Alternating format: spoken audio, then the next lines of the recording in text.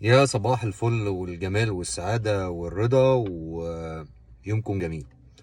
أنا مش هطول عليكم. دي معلومة بسيطة كده.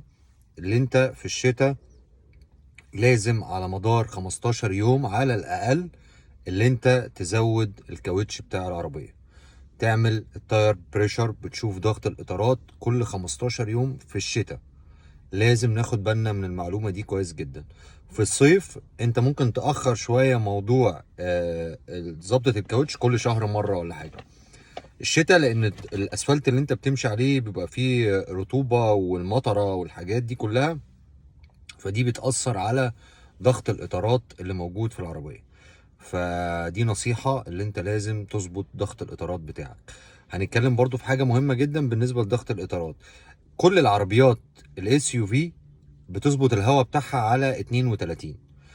اغلب العربيات السيدان، في عربيات هيقول لك 32 وفي عربيات هيقول لك 30. انا مثلا عندي ببقى في العربيه بظبطه على 30. انا شايف ان ده الصح، هو مكتوب على الباب 32، بس هو ال 30 معايا ماشي كويس جدا ومريحني كويس جدا جدا جدا. العربيات الام بي في، اللي هي العربيات السيفن سيت السبع راكب زي 5008 وزي الكودياك وزي التراكو وزي العربيات دي، بتتظبط على 34، ولو في حمولة هتتظبط على 36. يلا شوفوا وشكم بخير، انتوا عارفين دايما بندي المعلومة صغيرة كده، والقاكم في فيديو اخر ان شاء الله. صباح الورد.